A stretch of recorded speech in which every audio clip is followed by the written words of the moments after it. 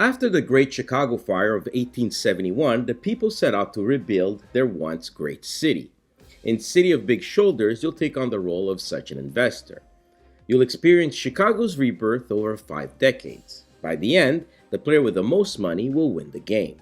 The game here is set with the extra step of having each player choose a starting company and decide at which value their starting stock price will be, and taking the company's charter and the director's certificate, while paying the company 3 times the stock price. Also, place the starting company's appeal value on the appeal track. You're now ready to play. Each round is broken down into 5 phases, the first being the stock phase. This is the only phase you'll ever use your personal money to either sell or buy stocks and start a new company. You'll start with the player with the priority marker and go clockwise. You can sell as many stocks as you want to the bank for the listed value here. Selling stocks will lower its value for each stock sold. You can also buy one certificate of any company in play or buy a director's certificate of a company available to start a new one. Players keep taking turns until everyone passes consecutively to move on to the next phase, the building phase. Players will have started with 3 building tiles from the first era. They'll choose one to play face down on their player track, keep one in hand, and remove the other from the game. When all have chosen, flip over the tiles. The workers on here denote how many to add in the job market. These are also now spaces available for you in the next phase to go on. Green colored background means any number of partners can go there, while white colored ones means first come, first served. Spaces will also tell you if the company pays the player whose track it's on, or the bank pays the player, and so on.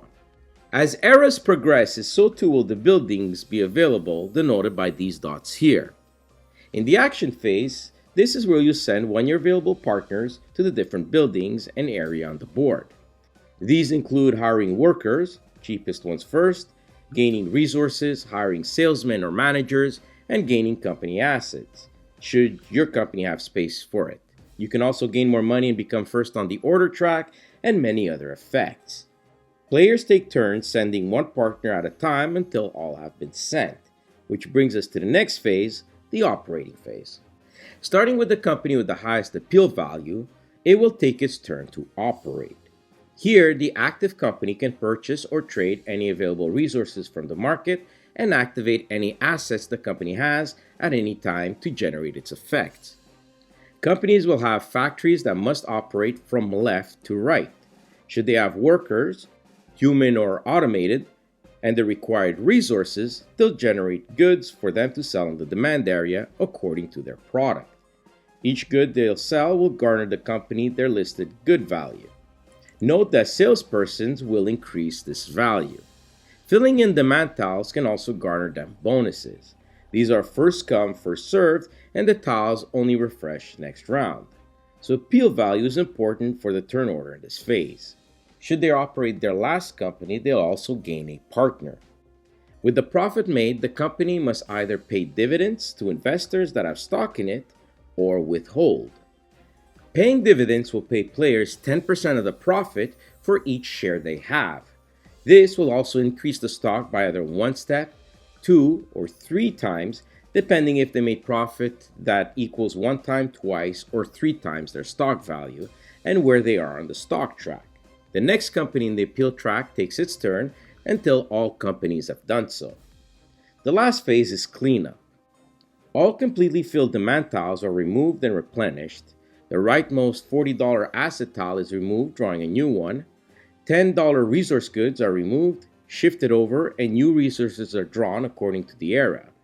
And a new round begins by moving the era marker up. If this was the last era, players will sell all their stock at their listed value, and players count their money. Don't forget to give the players money if they fulfilled the gold cards that came out at the beginning of the game. The player with the most wins in City of Big Shoulders. And there you have City of Big Shoulders in a really tiny nutshell. It might be hard to judge from the video, but the game has lots of tactics and strategies avenue for the players.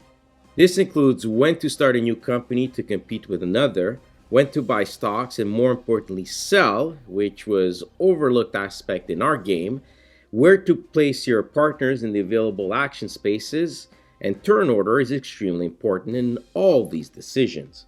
I like the resource management of the game and of course the sense of racing for the man tiles.